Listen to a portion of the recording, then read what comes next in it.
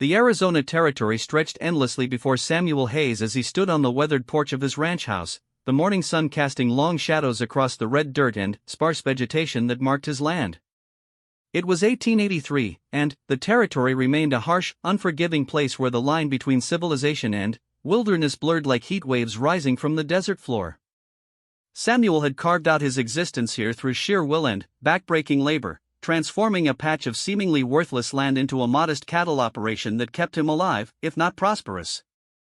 At 32, Samuel carried the weight of isolation like a second skin. His nearest neighbor lived 20 miles away, and the small town of Prescott required a day's hard ride to reach. The loneliness had settled into his bones over the years, creating a hollow ache that he'd learned to ignore as effectively as he ignored the constant wind that swept across his property. He'd come west after the war between the states, carrying nothing but the clothes on his back and a determination to leave behind the ghosts that haunted the battlefields of Virginia. The ranch had become his refuge, his prison, and his salvation all at once. The cattle business in Arizona Territory demanded a different kind of courage than what Samuel had learned in the war.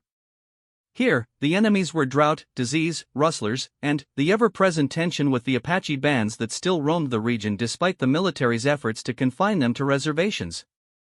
Samuel had lost cattle to raids, had his water sources poisoned, and had spent sleepless nights listening for the sound of horses approaching in the darkness.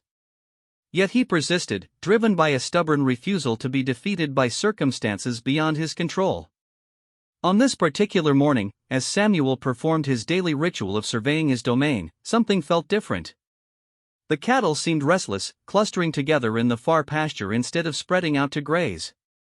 His horses nickered nervously in the corral, their ears pricked forward as they stared toward the distant hills. Samuel's hand instinctively moved to the Colt revolver at his hip, a gesture so automatic he barely registered it. Years of frontier living had honed his instincts to a razor's edge, and those instincts were now screaming warnings he couldn't yet decipher. The morning routine proceeded as it had for countless days before. Samuel checked the water troughs, examined the fence lines for breaks, and counted his small herd of longhorn cattle that represented his entire fortune. 43 head of cattle might not seem like much to a wealthy rancher, but, to Samuel, they were the difference between survival and starvation. Each animal represented months of careful management, protection from predators, and the constant struggle to find adequate grazing in the harsh desert environment. As he worked, Samuel's mind wandered to the letter he'd received the previous week from his sister back in Virginia.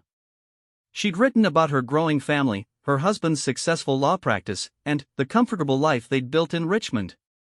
She'd also included, as she did in every letter, a gentle plea for him to return home. "There's nothing for you in that godless wilderness, Samuel," she'd written.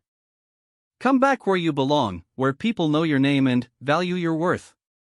But Samuel knew he could never return. The man who had left Virginia 7 years ago no longer existed, and the man he'd become wouldn't fit into the civilized world his sister described.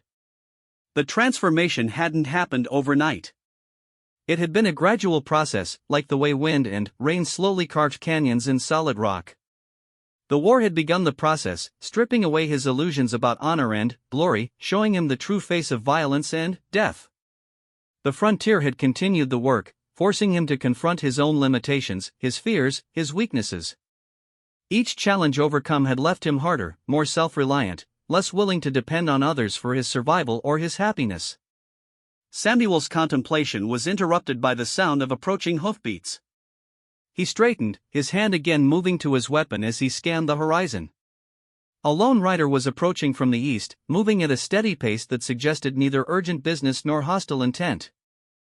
As the figure drew closer, Samuel recognized the familiar form of Jake Morrison, a fellow rancher whose spread lay 15 miles to the northeast.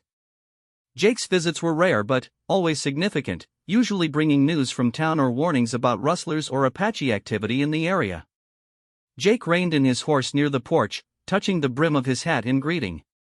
His weathered face was grim, and Samuel could see the tension in his shoulders. "Morning, Samuel," Jake said, his voice carrying an edge that immediately put Samuel on alert. "Got some news you need to hear." "Light and set a spell," Samuel replied, gesturing toward the rough-hewn bench on his porch. "Coffee's still warm if you want some." Jake dismounted and accepted the offered cup gratefully. The two men sat in the morning shade, the silence between them comfortable but charged with unspoken urgency. Samuel had learned not to rush conversations on the frontier. Men chose their words carefully out here, where a misunderstanding could lead to violence and violence could lead to death. Had a visit from the territorial marshal yesterday, Jake finally began, his voice low and serious. Seems there's been some trouble down south, near Tucson. Apache raid on a supply train, but this one was different. They didn't just hit and run like usual. They took prisoners. Samuel felt a chill despite the warming morning air. Apache raids were a fact of life in the territory, but taking prisoners was unusual and deeply troubling. The Apache typically fought to kill or drive off their enemies, not to capture them. When they did take prisoners, it usually meant something more serious was planned. How many? Samuel asked, though he dreaded the answer. 3 soldiers and a woman, Jake replied. The woman wasn't military. She was traveling with the supply train for some reason. Marshall thinks they're being held somewhere in the Dragoon Mountains, maybe the Chiricahuas. He's putting together a search party, asking for volunteers. Samuel stared out across his land, weighing the implications. Joining a search party would mean leaving his ranch unprotected for days, possibly weeks. It would mean risking his life for people he'd never met, in a conflict that wasn't directly his own. The rational part of his mind catalogued all the reasons to stay home, to mind his own business, to let the military handle their own problems. But the deeper part of him, the part that had been shaped by war and hardship, knew he couldn't refuse. There was something more than duty at work here. It was the code of the frontier, unwritten but absolute. When someone needed help, you helped if you could. When innocent people were in danger, you didn't count the cost of acting. It was what separated civilization from savagery, even in this wild place where the line between the two often blurred beyond recognition. When do they want an answer? Samuel asked. Marshall's forming up the party tomorrow morning. Says they can't wait longer than that, or the trail will go cold. Jake studied Samuel's face carefully. I know it's a lot to ask, leaving your place and all. But they need men who know the country, who can handle themselves in a fight. Samuel nodded slowly. He'd been through the Dragoon Mountains before, had even traded with some of the Apache bands when they were peaceful. He knew the terrain, the water sources, the places where a small band might hole up with prisoners. His knowledge could make the difference between success and failure, between life and death for the captives. I'll go, he said simply. Jake's relief was evident. Figured you would. You always were one to do the right thing, even when it cost you. After Jake departed, Samuel spent the rest of the day preparing for his absence. He moved his cattle to the pasture closest to the house, where they'd have access to water and some protection from predators. He checked and rechecked his weapons, his ammunition, his gear. He wrote a letter to his sister, to be mailed in case he didn't return, explaining his decision and asking her to remember him kindly. As night fell, Samuel sat on his porch one last time, listening to the familiar sounds of his ranch settling into darkness. The cattle lowed softly in the distance, nightbirds called from the sparse trees along the creek, and, somewhere far off, a coyote howled at the rising moon. These sounds had become the soundtrack of his life, and he found himself wondering if he'd ever hear them again. The thought should have troubled him, but it didn't. 7 years on the frontier had taught him to accept uncertainty as the only constant in life. A man could plan and prepare, could work and worry, but, in the end, fate would have its way regardless of human desires or fears. The trick was to meet whatever came with courage and dignity, to never let circumstances reduce you to something less than what you aspired to be. Samuel rose before dawn, saddled his best horse, and loaded his pack animals with supplies for an extended journey. As the first light touched the eastern horizon, he took one last look around his property, committing every detail to memory. Then, he mounted up and rode east toward Prescott, toward whatever destiny awaited him in the wild mountains beyond. The journey to the territorial marshal's office took most of the day, and Samuel arrived to find a collection of hard-faced men gathered in the dusty street outside the building. He recognized some of them, ranchers like himself, a few prospectors, several townsmen who looked uncomfortable but determined. They were united by a common purpose but divided by the knowledge that not all of them would return from this mission. Marshal Tom Brennan was a lean, efficient man with gray hair and pale blue eyes that seemed to catalog everything they saw. He'd served in the Union Army during the war and had come west afterward to help bring law and order to the territories. Samuel had met him twice before and respected his competence and fairness. "Glad you could make it, Hayes," Brennan said, shaking Samuel's hand. "We'll need every experienced man we can get for this one." He gestured toward the mountains visible in the distance. "The Apache know that country better than we ever will, and they've got a head start. Our only advantages are determination and firepower." The marshal briefed the assembled volunteers on what they knew about the raid and the likely location of the Apache camp. The trail led into some of the roughest country in the territory, where water was scarce and the terrain favored defenders over attackers. They would be operating far from any support, relying entirely on their own resources and skills. "I won't lie to you," Brennan concluded. "This is dangerous work, and some of us might not come back. Any man who wants to reconsider is free to do so now, with no shame attached." Several of the townsmen shifted uncomfortably, but none stepped forward to withdraw. Samuel felt a familiar mixture of fear and anticipation, the same feeling he'd known before every battle during the war. It was the sensation of standing on the edge of an abyss, knowing you were about to leap but unable to see what lay at the bottom. The expedition departed at first light, 12 men riding into the vast wilderness that stretched endlessly in all directions. They followed the raiders' trail for 3 days, moving through increasingly difficult terrain as they climbed into the mountains. The Apache had made no effort to conceal their passage initially, but, as the trail grew older, it became harder to follow. On the 4th day, they lost the trail entirely in a maze of rocky canyons and dry washes. Marshal Brennan called a halt to consider their options, and Samuel found himself studying the surrounding landscape with the eye of a man who'd learned to read the country like a book. Something about the way the shadows fell, the pattern of vegetation growth, the subtle signs of water and shelter, suggested they were close to their destination. "There," he said finally, pointing toward a narrow canyon that wound deeper into the mountains. "If I was holding prisoners in this country, that's where I'd be." The marshal studied the indicated canyon through his field glasses. "Looks like it goes back a long way. Could be a trap." "Could be," Samuel agreed. "But it's also got water and defensible positions. It's what I'd choose." The decision was made to investigate the canyon, but carefully, with scouts ahead and the main party ready to retreat at the first sign of an ambush. Samuel volunteered to be one of the scouts, and found himself paired with a grizzled prospector named Pete Williams who claimed to have traded with the Apache before the current troubles began. They left their horses with the main party and proceeded on foot, moving carefully from cover to cover as they worked their way deeper into the canyon. The walls rose steeply on both sides, creating a sense of claustrophobia that made Samuel's skin crawl. This was exactly the kind of place where a small force could hold off a much larger one indefinitely. After an hour of careful progress, they heard voices ahead. Pete gestured for silence and pointed toward a narrow ledge that would allow them to get closer without being seen. They climbed carefully, their boots finding purchase on the rough stone, until they could peer over the edge into a natural amphitheater carved from the living rock. Below them, a small Apache band had established a temporary camp. Samuel counted 8 warriors, 3 women, and several children. The prisoners were immediately visible, 3 soldiers tied to a dead tree at the center of the camp, and a young woman sitting apart from them under guard. Even from a distance, Samuel could see that the captives were alive but in poor condition.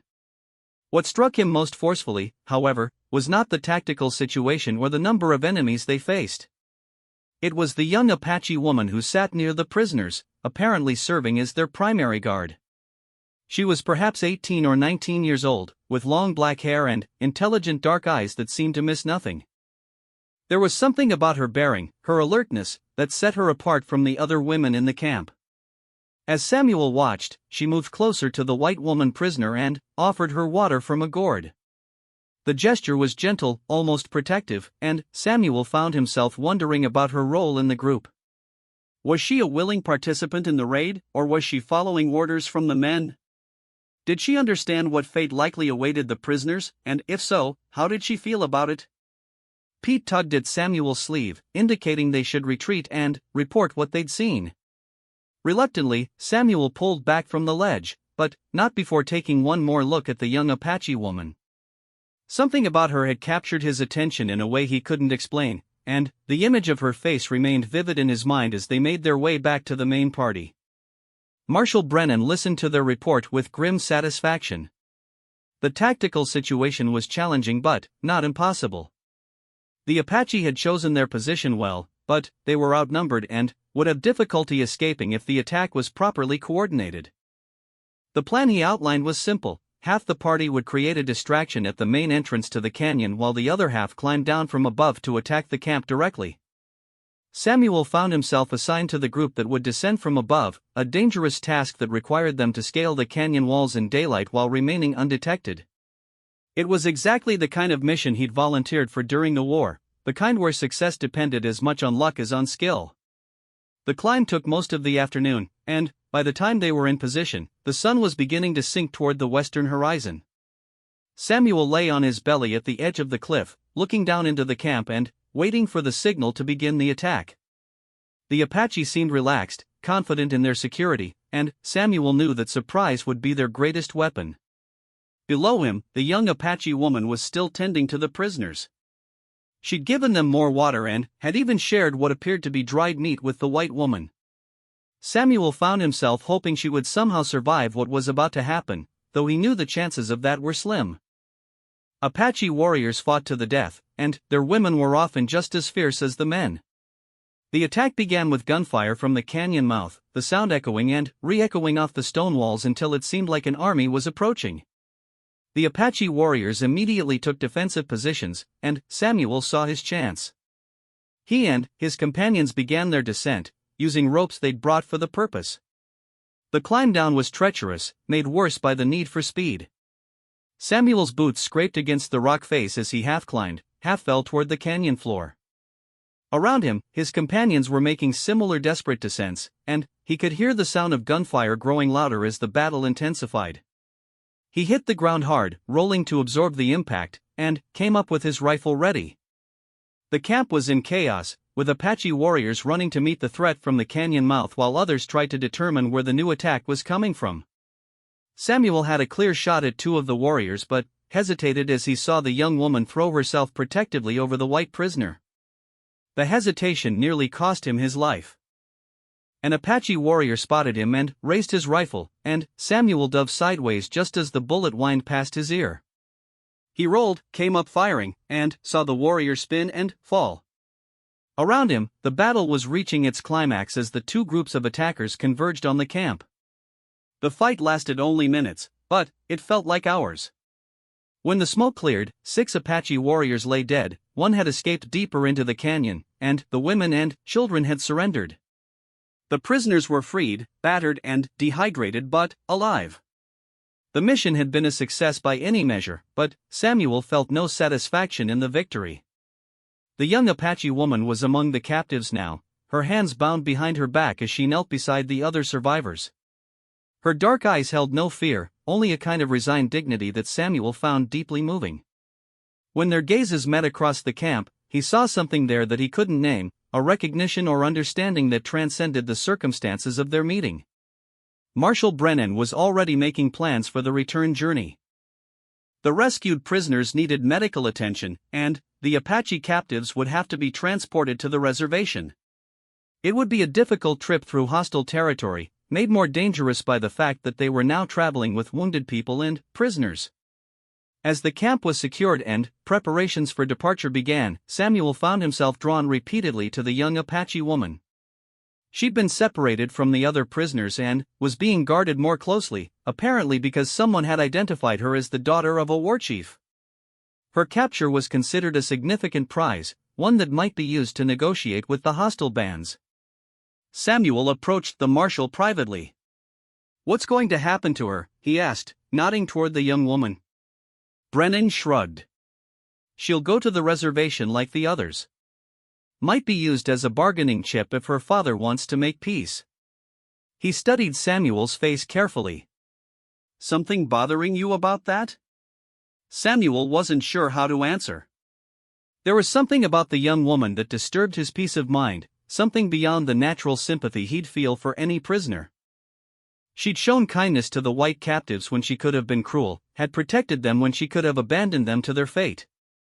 That suggested a character and compassion that deserved better than the usual treatment reserved for captured Apache. She helped the prisoners, Samuel said finally. Gave them water, food. Might have saved their lives. Noted, Brennan replied. I'll mention it in my report. Might make a difference in how she's treated. But his tone suggested he didn't think it would matter much in the long run. The journey back to Prescott took 5 days, and Samuel found himself riding near the prisoners more often than tactical necessity required. The young Apache woman rode with quiet dignity, never complaining about the bonds that chafed her wrists or the long hours in the saddle. She spoke no English that Samuel could detect, but her intelligence was evident in the way she observed everything around her, cataloging details and memorizing the route.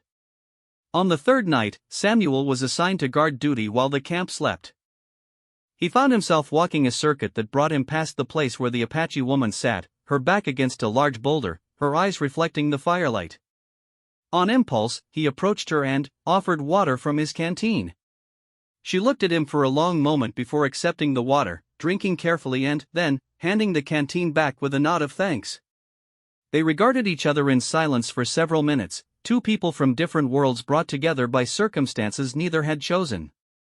I saw you help them, Samuel said quietly, knowing she probably couldn't understand his words but hoping something in his tone would convey his meaning. The prisoners. You could have let them suffer, but you didn't. The young woman tilted her head slightly, studying his face as if trying to read his intentions. When she spoke, it was in her own language, the words flowing like water over stone, musical despite their unfamiliarity. Samuel couldn't understand the literal meaning, but something in her tone suggested sadness, resignation, and perhaps a question. I don't know what they'll do with you, Samuel admitted. I wish I could help, but I don't know how. She seemed to understand that he was trying to comfort her, because she nodded slightly and spoke again, this time with what sounded like gratitude. They sat together in the flickering firelight until Samuel's watch ended, two strangers sharing a moment of human connection across the vast divide of culture and circumstance. The next morning brought disturbing news. One of the rescued soldiers had developed a fever during the night and was clearly in serious condition. The man was delirious, calling out for water that his body couldn't retain, and Marshal Brennan made the difficult decision to push harder toward town despite the risk to the injured prisoner.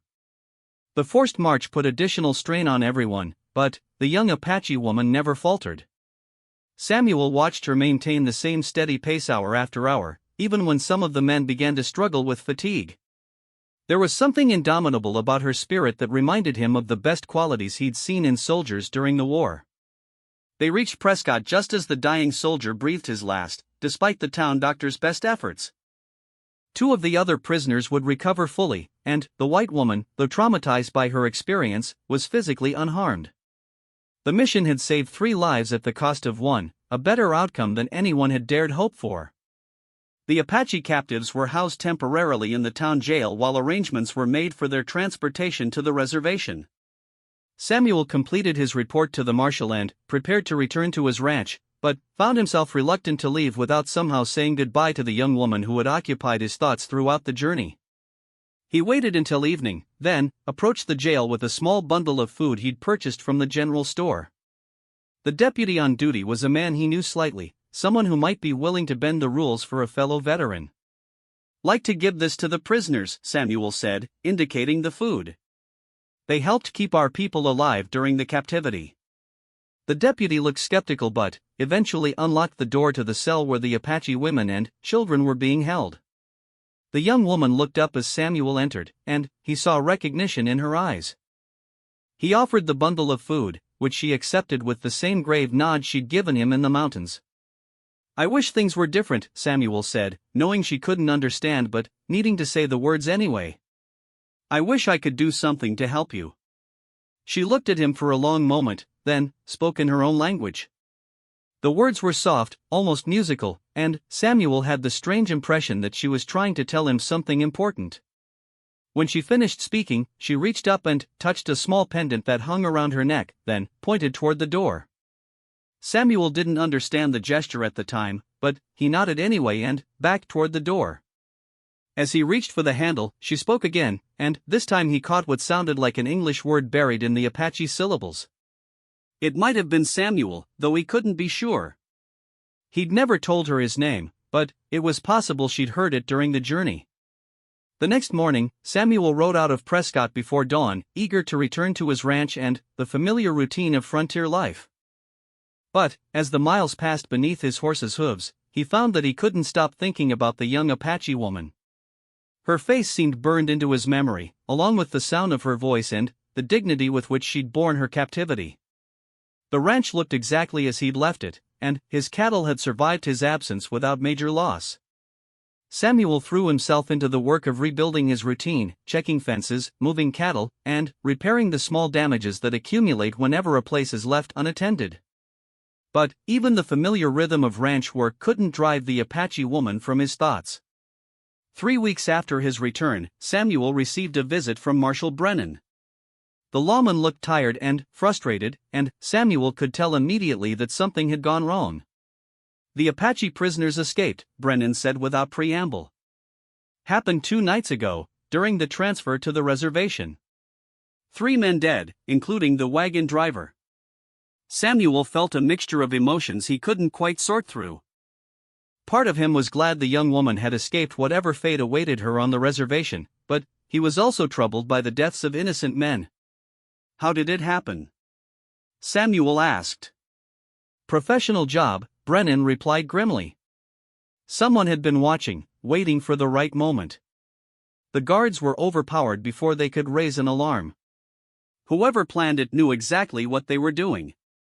The marshal studied Samuel's face carefully. "The thing is, we think it was an inside job. Someone who knew the route, the timing, the number of guards. Someone who had access to information about the transfer." Samuel felt a chill of understanding.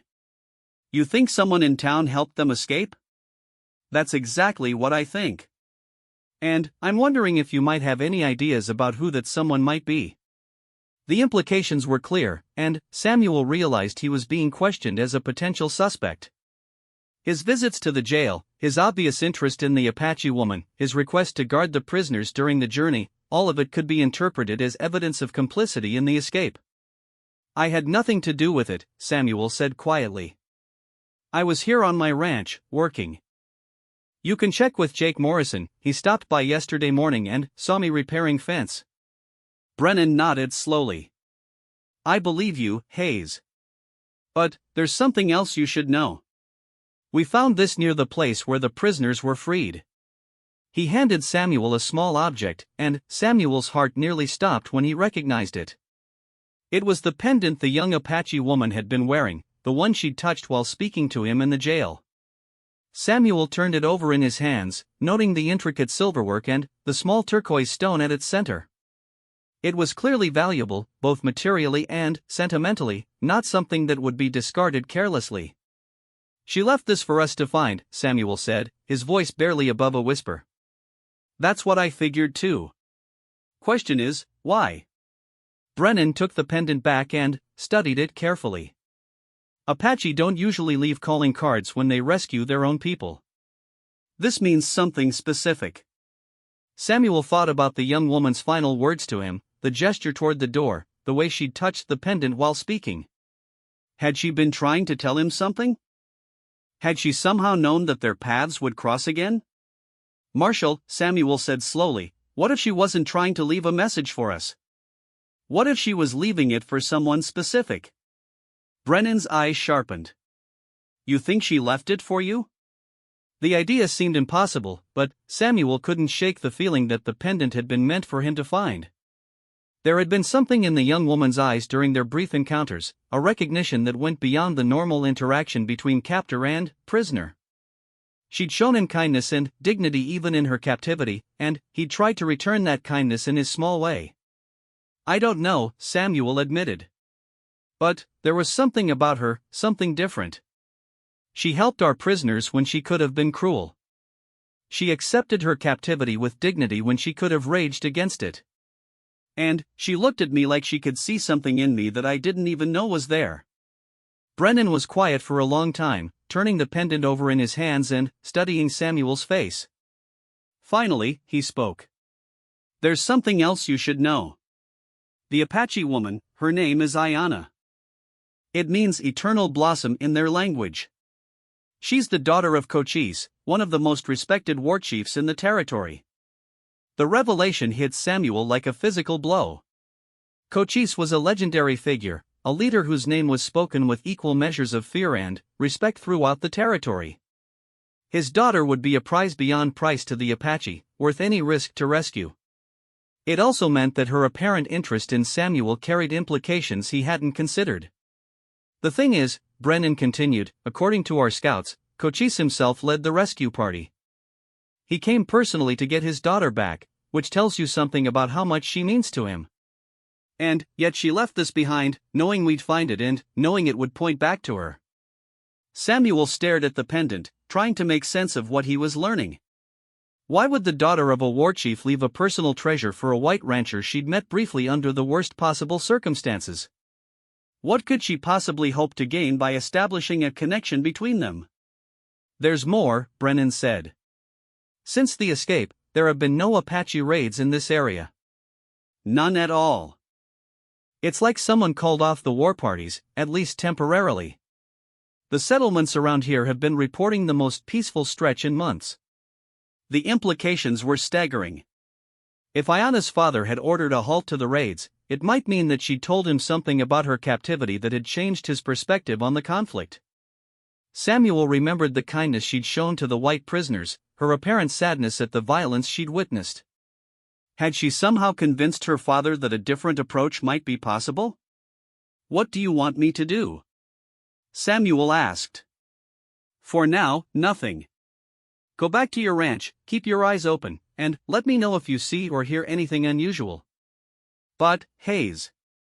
The marshal's voice carried a note of warning. "If you're right about this pendant being meant for you, then you're involved in something much bigger than you realize. Cochise's daughter doesn't leave messages for white men without a very good reason." Samuel returned to his ranch with his mind spinning from everything he'd learned. The pendant seemed to burn in his pocket where he'd placed it after convincing the marshal to let him keep it temporarily.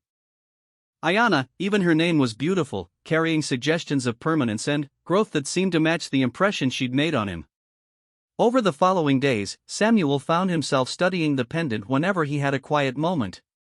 The silverwork was exquisite, clearly the product of a master craftsman, and the turquoise stone seemed to capture and hold the light in remarkable ways. But, more than its beauty, the pendant represented a mystery he couldn't solve. What had Ayana been trying to tell him? What did she expect him to do with this token of her existence?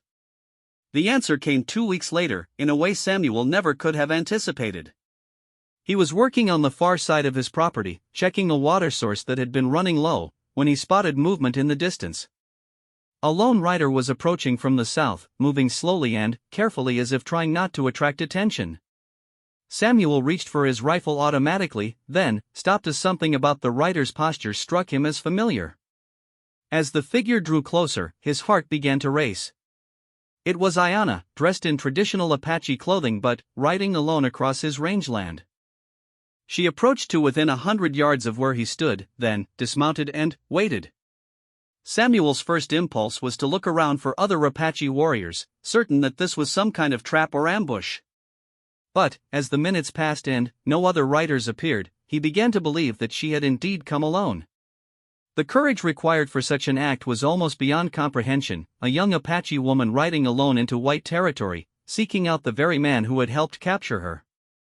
Slowly, Samuel laid his rifle aside and walked toward her. She watched his approach with the same calm dignity he remembered from their previous encounters, but he could see tension in the way she held herself. She was taking an enormous risk by being here, and she knew it. When they were 10 feet apart, Samuel stopped and waited. After a moment, Ayana reached into a leather pouch at her side and withdrew something small and glinting. It was another pendant, similar to the one she'd left for him to find but somehow different. She held it out toward him, speaking in her own language in a voice so soft he could barely hear her. Samuel didn't understand the words, but the meaning was clear enough. This was an exchange, a trade of some kind.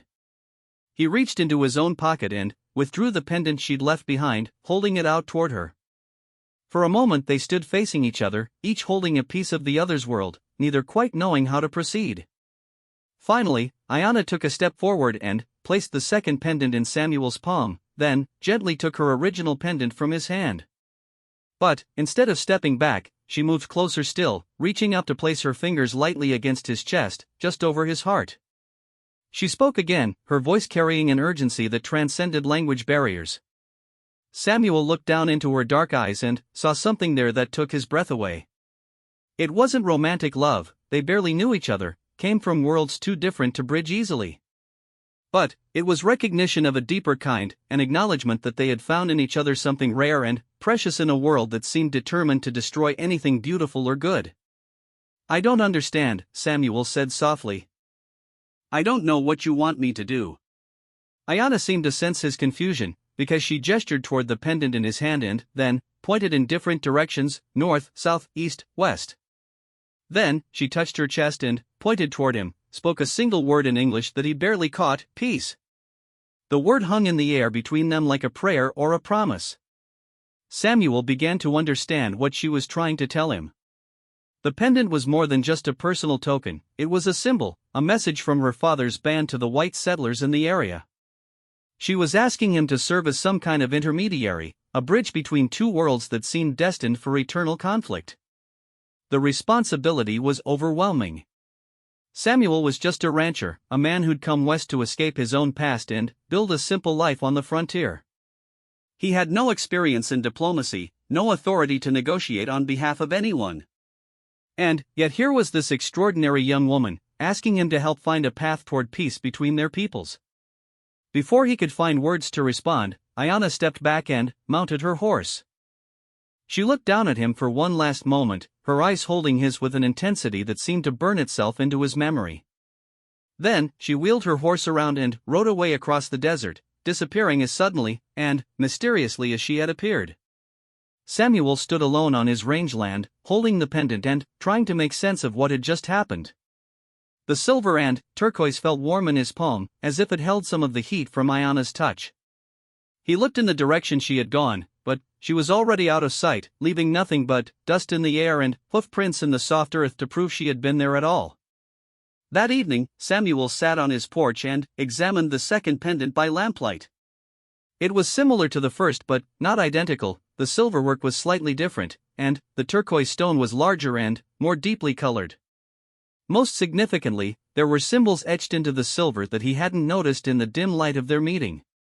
They looked like some kind of writing, though not in any script he recognized. Samuel realized he needed help understanding what Ayanna had given him, and the only person he could think of who might be able to help was an old prospector named Charlie Kemp who lived near the Mexican border. Charlie had spent years trading with various Indian tribes and claimed to understand several native languages. If anyone could translate the symbols on the pendant, it would be him. The decision to seek out Charlie meant another long journey away from his ranch, but Samuel knew he had no choice. Ayanna had risked her life to bring him this message, and he owed it to her to try to understand what she was asking of him. The next morning, he made arrangements for his cattle and set out for Charlie's remote cabin. The journey took 3 days through some of the roughest country in the territory. Samuel pushed hard, driven by a sense of urgency he couldn't quite explain. Every hour that passed felt like time stolen from some larger purpose, as if forces beyond his understanding were moving toward a crisis that only he could prevent. Charlie's cabin sat in a narrow canyon where a spring provided year-round water and a small garden allowed the old man to supplement his meager diet. Samuel had visited twice before, seeking advice about dealing with Apache raiders, and had always been impressed by Charlie's knowledge of the local tribes and their customs. The old prospector greeted Samuel with the wariness of a man who'd learned to be suspicious of unexpected visitors. But, when Samuel explained the reason for his visit and showed him the pendant, Charlie's demeanor changed completely. His weathered face grew serious as he examined the silver work and traced the etched symbols with his finger. "Where did you get this?" Charlie asked, his voice barely above a whisper.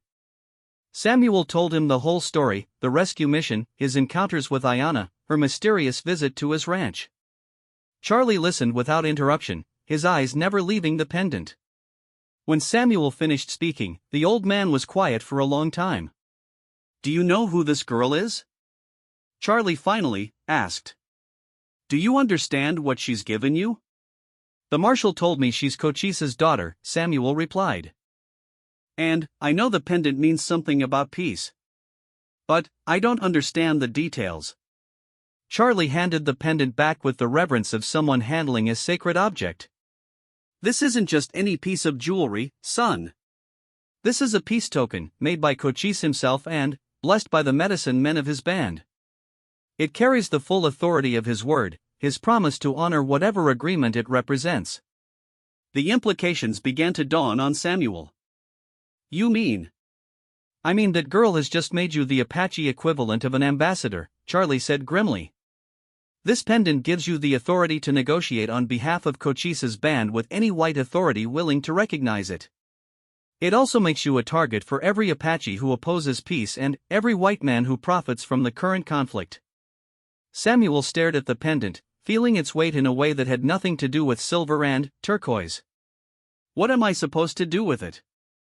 "That depends on whether you believe peace is possible," Charlie replied.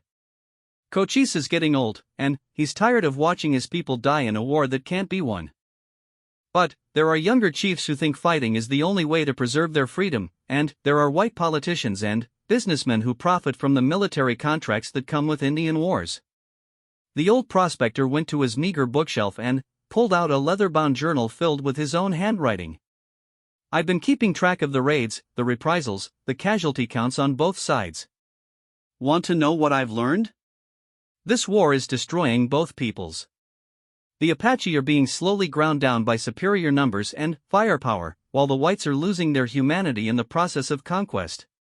Charlie showed Samuel page after page of carefully documented violence, Apache raids that killed innocent settlers, military actions that slaughtered Apache women and children, an endless cycle of vengeance that seemed to feed on itself. The pattern was clear and heartbreaking, each act of violence led inevitably to another, until the original causes of the conflict were lost in the thirst for revenge. "But there have been truces before," Samuel said. "Periods of peace that lasted months or even years." "Temporary ceasefires," Charlie corrected. "Usually broken when some hothead on either side decided to take matters into his own hands. What Cochise's daughter is offering you is something different, a chance for a real negotiated peace, one that addresses the root causes of the conflict rather than just pausing the fighting." Samuel studied the symbols etched into the pendant, trying to read meaning into the flowing lines and geometric patterns. "What do these symbols say?" Charlie took the pendant again and pointed to specific markings as he translated. "This one means water, the sharing of water sources between Apache and white settlers. This one means passage, safe travel for both peoples through traditional territories. And this one." He paused, his finger tracing a particularly complex symbol. "This one means marriage between peoples, not just a political alliance, but a true joining of families and bloodlines." The final symbol hit Samuel like a physical blow. He looked at Charlie to make sure he'd understood correctly, and the old man's nod confirmed his worst fears. Ayanna wasn't just asking him to serve as a peace negotiator, she was offering herself as a bridge between their peoples, a living symbol of the cooperation that might be possible. "She can't be serious," Samuel said. "She doesn't even know me." "Apache don't make gestures like this lightly," Charlie replied. "If Cochise's daughter has offered to marry you, it's because she believes you're the kind of man who can help her people survive what's coming. The question is whether you're willing to accept the responsibility." Samuel spent a sleepless night in Charlie's cabin, turning the pendant over and over in his hands and trying to imagine what his life would become if he accepted Ayanna's offer. Marriage to an Apache woman would make him an outcast among most whites, while his own cultural background would always mark him as an outsider among the Apache. He would be caught between two worlds, belonging fully to neither. But, as he thought about Ayanna herself, her intelligence, her courage, her compassion for the white prisoners even in the midst of her own captivity, Samuel began to realize that she might be offering him something he'd never expected to find. Not just a wife, but a partner in building something entirely new, a way of life that honored the best of both cultures while transcending the limitations of either. By morning, Samuel had made his decision. He would return to his ranch and wait for another sign from Ayanna, some indication of how she wanted him to proceed. If she was serious about the peace negotiations, there would have to be some way for them to meet safely and discuss the practical details of what they were both contemplating. The journey home gave Samuel time to think about the magnitude of what he was considering. Marriage to Cochise's daughter would change everything about his life, but it might also offer the chance to end a conflict that had already claimed too many lives on both sides. If there was even a small possibility that he could help broker a lasting peace, didn't he have an obligation to try? Samuel reached his ranch to find everything exactly as he'd left it, but somehow the familiar landscape looked different now. Instead of seeing it as his personal retreat from the world's troubles, he began to imagine it as it might become, a place where Apache and white settlers could meet safely, where different ways of life could coexist and learn from each other. The vision was compelling but also terrifying in its implications. Samuel had come west to escape responsibility, to build a simple life away from the complexities of civilization. Now he was being asked to take on the most complex responsibility imaginable, helping to reshape the relationship between two peoples who seemed destined for mutual destruction. 3 days after his return, Samuel got his answer. He was working near the creek that ran through his property when he noticed something unusual about the arrangement of stones along the water's edge. Someone had carefully placed them in a pattern that looked almost random but somehow felt deliberate. As he studied the pattern more closely, Samuel realized it was a message, a series of symbols similar to those on the pendant. Following the stone markers upstream, Samuel discovered more symbols carved into the bark of a cottonwood tree. He couldn't read them, but their presence meant that Ayanna or someone acting on her behalf had been on his property recently. The thought sent a chill down his spine as he realized how easily Apache warriors could approach his ranch without being detected. The message, whatever it said, led him to a small clearing where someone had built a simple shelter from branches and hide. It was clearly temporary, designed to be abandoned quickly if necessary, but it showed signs of recent habitation. A cold fire ring, carefully scattered to hide its existence, contained the ashes of a recent meal. Samuel was examining the shelter when he heard a soft footstep behind him. He turned slowly, his hand moving instinctively toward his gun, then froze as he saw Ayanna standing at the edge of the clearing. She was alone again, but this time she looked more relaxed, as if she felt safer here than she had during their previous meeting.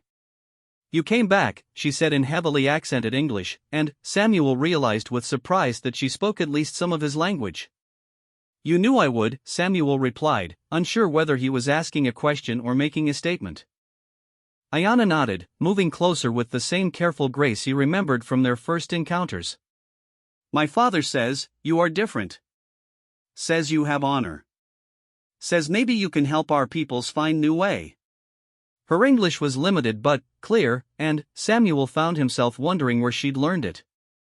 Had someone among the Apache taught her, or had she picked it up during previous contacts with white traders or soldiers? The fact that she could communicate with him at all opened up possibilities he hadn't considered. "Your father wants peace?" Samuel asked carefully. "My father is tired," Ayanna replied sadly. "Tired of war, tired of watching our people die. But he is also afraid that peace with whites means end of Apache way. Means our children become like white children, forget the old ways." Samuel began to understand the delicate balance Cochise was trying to maintain. The aging war chief wanted to protect his people from the inevitable outcome of continued warfare, but he also wanted to preserve their culture and identity. It was an almost impossible goal, requiring concessions and compromises that would satisfy no one completely. "What do you want?" Samuel asked. "Not your father, not your people. You." Ayanna was quiet for a long time, her dark eyes studying his face as if she was trying to see into his soul. When she finally spoke, her voice was so soft he had to lean closer to hear her. "I want my children to know both worlds," she said. I want them to speak Apache and English, to understand the old ways and the new ways. I want them to be bridge between peoples who are too proud to build bridges themselves." The words hit Samuel with unexpected force. She wasn't just talking about political alliances or temporary truces, she was talking about creating something entirely new, a generation of people who would belong to both cultures without being limited by either. It was a vision so ambitious and hopeful that it took his breath away. "And you think I could help with that?" Samuel asked. "You helped white prisoners when you could have let them suffer," Ayanna replied. "You treated me with kindness when you could have been cruel. You are strong enough to survive in this hard place, but not so hard that you cannot see the person inside the enemy." Samuel realized she had been observing him far more closely than he'd known during their brief encounters. Somehow, she'd managed to look past the surface of their captor-prisoner relationship and see something in him that even he wasn't sure existed. It was both flattering and terrifying to be seen so clearly by someone he barely knew. "What would this peace look like?" Samuel asked. "What would your father expect from the white authorities?" Ayanna reached into her clothing and withdrew a bundle of bark paper covered with symbols and crude drawings. She spread it on the ground between them and began pointing to different sections as she explained what they represented. "Safe travel for both peoples through all traditional territories," she began, pointing to a map that showed trails and water sources throughout the region. "Apache to continue hunting and gathering in the mountains, whites to farm and raise cattle in the valleys. No more soldiers chasing Apache to reservations far from ancestral lands." The proposal was more reasonable than Samuel had expected, but he could also see the problems it would create. White settlers and politicians had been promised Apache lands as the reward for enduring the hardships of frontier life. The military and territorial government had invested enormous resources in the current policy of forcing all Apache onto distant reservations. Asking them to reverse course now would require admitting that years of warfare had been both wasteful and unnecessary. "This would be hard for whites to accept," Samuel said honestly. "Many people have invested everything in the idea that this land belongs to them now." "Land belongs to no one," Ayanna replied with a flash of her father's legendary pride. "Land belongs to itself. People can live on land, can care for land, can share land. But they cannot own land like they own horse or blanket." The philosophical difference she was highlighting went to the heart of the conflict between Apache and white culture. For the Apache, the land was a living entity that provided for all its children, while for the whites, it was property to be claimed, developed, and defended. Finding a compromise between such fundamentally different worldviews would require wisdom and patience that Samuel wasn't sure anyone possessed. But, as he looked at Ayanna, saw the hope and determination in her eyes, Samuel felt something shift inside him. Maybe this was why he'd survived the war, why he'd endured 7 years of lonely frontier life, why fate had brought them together under such unlikely circumstances. Maybe his whole life had been preparing him for this moment, this chance to help write a different ending to the story of conflict between their peoples. "What do you need me to do?"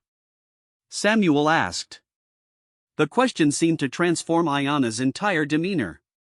The careful distance she'd maintained dissolved, and, for a moment she looked like what she really was, a young woman carrying a burden too heavy for anyone to bear alone. When she spoke, her voice carried a mixture of relief and residual fear. "Come with me to my father," she said. "Let him see that you are worthy of trust. If he approves, then we can begin to speak with white authorities about new way forward." Samuel felt his heart skip a beat. "You want me to go into Apache territory? To meet with Cochise? He is camped 3 days' ride from here, in place where soldiers cannot find him. You would be under my protection, under promise of safe passage. But..." She paused, her eyes holding his with uncomfortable intensity. "If my father decides you are not worthy, if he thinks you will betray our trust, you will not leave that camp alive." The stark honesty of the warning was both refreshing and terrifying. Samuel had no illusions about Apache justice, they were a practical people who eliminated threats to their survival without sentiment or delay.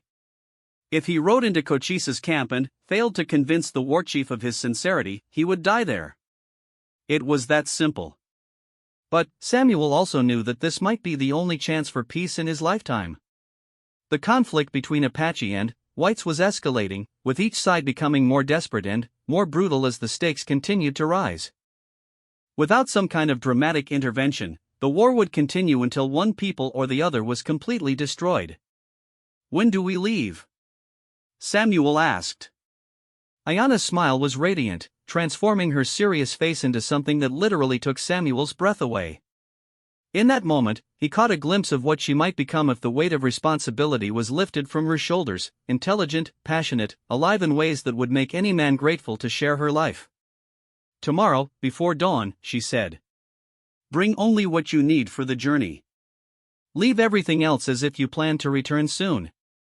The practical advice carried an ominous undertone. If things went badly, Samuel's ranch would stand as a monument to his failed attempt at diplomacy. But there was no point in dwelling on the dangers now. He'd made his choice, and all that remained was to see it through to whatever conclusion awaited them in the Apache stronghold. That night, Samuel lay awake staring at the ceiling of his cabin and thinking about the journey ahead. In a few hours, he would ride out into the desert with an Apache woman he barely knew, trusting his life to her promise of protection, gambling everything on the possibility that peace might be preferable to endless war. The irony wasn't lost on him. He'd come west to escape the complexities of civilization, only to find himself at the center of the most complex situation imaginable. But, as he thought about Ayana, about the courage she'd shown in reaching out to him, about the vision of the future she was fighting to create, Samuel felt a sense of purpose he hadn't experienced since the end of the war. Whatever happened in the mountains, whatever judgment Cochise passed on his character and his intentions, Samuel knew he would never regret taking this chance. Some opportunities came only once in a lifetime, and this was one of them. Tomorrow, he would find out if he was worthy of the trust that had been placed in him. As the first light of dawn touched the eastern horizon, Samuel heard the soft whinny of horses outside his cabin. Ayana had arrived, and it was time to begin the most important journey of his life. He gathered his few belongings, checked his weapons one last time, and stepped outside to meet whatever destiny awaited him in the Apache stronghold. The transformation from the woman he'd met on his ranch to the Apache warrior who now sat her horse outside his cabin was startling. Ayana was dressed in traditional clothing that seemed designed for travel through rough country, and she carried herself with a confidence that spoke of absolute mastery of the wilderness environment.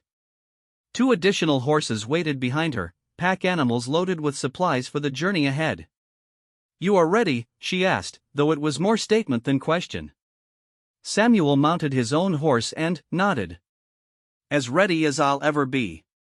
They rode out across the desert as the sun climbed toward its zenith, heading south and west toward the mountains where Cochise waited. The landscape grew progressively more rugged as they traveled, with rocky outcroppings and deep arroyos that would provide perfect cover for Apache warriors watching their approach. Ayana set a pace that was fast but sustainable, clearly anxious to reach their destination while the promise of safe passage remained in effect.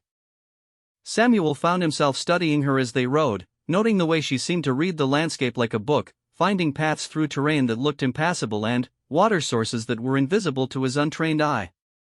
On the second day of their journey, they encountered other Apache warriors for the first time. The men appeared without warning from behind a stand of rocks, their horses materializing so suddenly that Samuel's hand moved to his weapon before he caught himself. These were not raiders but scouts, sent to verify that Ayana was traveling with the white man she'd promised to bring. The conversation between Ayana and the warriors was brief and conducted entirely in Apache, but Samuel could see the skeptical looks the men directed at him. He was being evaluated, measured against some standard he didn't understand, and he had the uncomfortable feeling that he was found wanting. When the scouts finally melted back into the landscape as suddenly as they'd appeared, Samuel felt as if he'd passed the first of many tests. "They do not trust easily," Ayana explained as they resumed their journey. "Too many promises have been broken, too many white men have spoken of peace while planning war." Samuel understood the suspicion, but it still stung to be judged by the actions of men he'd never met and policies he'd never supported. The weight of representing his entire race in this negotiation was beginning to settle on his shoulders, and he wondered if he was strong enough to bear it.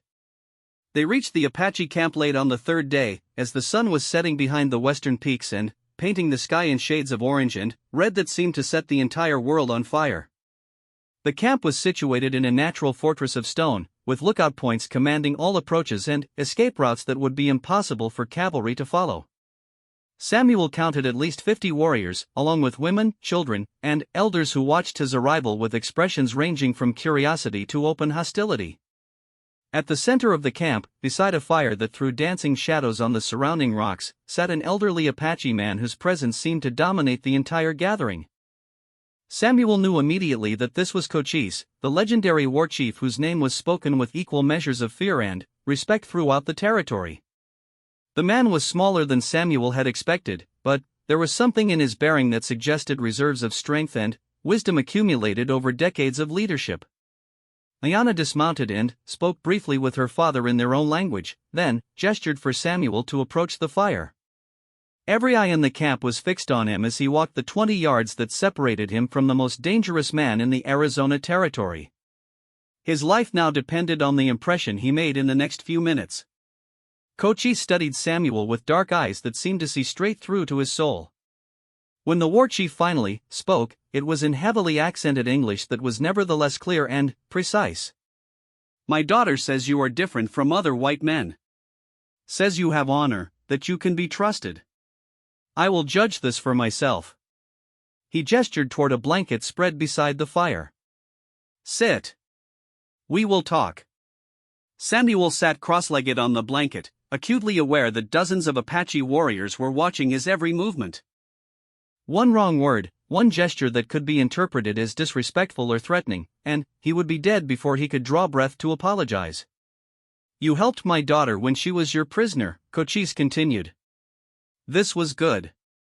But helping one person is easy. Making peace between peoples is hard. Tell me why you think it is possible." The question was both simple and incredibly complex. Samuel thought about everything he'd learned during his years on the frontier, all the violence and hatred he'd witnessed, all the opportunities for understanding that had been lost to pride and fear and greed. "Because the alternative is the destruction of both our peoples," Samuel said finally. "The Apache are outnumbered and outgunned, but you know this land in ways whites never will. You can continue fighting for years, decades even, but eventually the numbers will tell. And the whites." He paused, choosing his words carefully. "The whites will win the war but lose their souls in the process. The kind of brutality it takes to exterminate a people like yours changes the people who practice it. They become something less than human."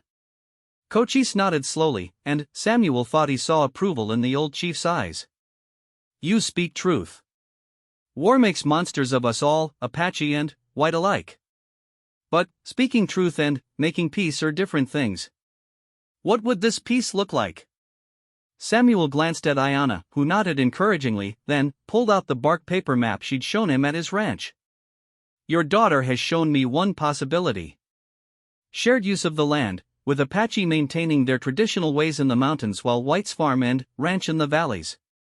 Safe passage for both peoples through all territories.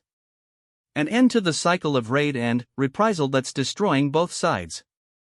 The war chief examined the map carefully, asking detailed questions about specific locations and water sources. Samuel answered as best he could, but it quickly became apparent that Cochise knew this country far better than any white man ever could. The old chief wasn't just evaluating the peace proposal, he was testing Samuel's knowledge and honesty. "This could work," Cochise said finally. "But it would require white authorities to abandon their policy of forcing all Apache onto distant reservations. It would require them to admit that their current approach has failed. Do you think they are capable of such wisdom?" Samuel thought about Marshal Brennan, about the territorial governor and the military commanders he'd heard about but never met. Most were decent men trying to do their jobs in an impossible situation, but they were also products of a system that viewed the Apache as obstacles to be removed rather than people to be negotiated with. "Some are," Samuel said honestly. "But it would take time to convince them, and it would require proof that the Apache are serious about peace. There are people on both sides who profit from the current war, who would try to sabotage any agreement." Cochise smiled for the first time, and Samuel caught a glimpse of the charismatic leader who had inspired such fierce loyalty among his followers. "You understand the difficulties. This is good. Men who think peace is easy are dangerous to those who seek it. They talked late into the night, working through the practical details of what a lasting peace might require. Cochise wanted guarantees that Apache sacred sites would remain undisturbed, that his people would retain hunting and gathering rights throughout their traditional territories, that white settlement would be restricted to areas that didn't interfere with seasonal migrations and ceremonies. In return, the Apache would agree to end their raids on white settlements and travelers would provide safe passage through their territories for legitimate commerce, and would even consider serving as guides and scouts for white explorers and traders who respected Apache customs and boundaries. The framework they developed was more complex and nuanced than anything Samuel had imagined possible.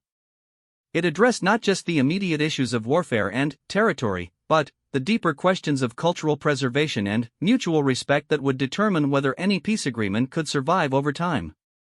"There is one more thing," Cochise said as the fire burned low and the camp settled into sleep around them. "My daughter has spoken of marriage between our families. This would be more than symbol, it would be binding commitment to peace that could not be easily broken." Samuel felt his heart race as the moment he'd been anticipating finally arrived. "I would be honored by such an alliance," he said carefully. "But I want Ayanna to be free to choose. Marriage should not be sacrificed for peace." Cochise looked at his daughter, who had been sitting quietly beside the fire throughout their long conversation. When she spoke, it was in Apache, but her tone was clear enough for Samuel to understand that she was defending her choice rather than accepting an obligation. "She says you are a worthy man who sees her as person, not as prize," Cochise translated. "She says marriage to you would not be sacrifice but opportunity, chance to build new kind of life that honors both our people's ways." The formal approval in the war chief's words carried weight that went far beyond personal blessing. Samuel was being accepted not just as a potential son-in-law, but as a representative of his people who could be trusted to honor the agreements being forged around this fire. Over the following days, Samuel remained in the Apache camp, learning their customs and demonstrating his commitment to the peace process. He was taught basic phrases in their language, shown how to read the subtle signs by which Apache warriors communicated across great distances, and included in the daily routines of a people he was beginning to understand and respect. The marriage ceremony, when it finally took place, was unlike anything Samuel had ever experienced. It combined Apache traditions with impromptu elements designed to honor his own cultural background, creating something entirely new that seemed to symbolize the kind of creative adaptation their peace agreement would require. As he and Ayanna spoke their vows before the assembled tribe, Samuel felt the weight of history settling on his shoulders. They weren't just two people choosing to share their lives, they were pioneers in a new kind of relationship between peoples who had been taught to see each other as enemies. The weeks that followed were among the happiest of Samuel's life. Living with the Apache, he discovered a richness of culture and wisdom that white society had dismissed as primitive savagery. Their deep knowledge of the natural world, their sophisticated social structures, their spiritual connections to the land, all of it challenged his assumptions about civilization and progress.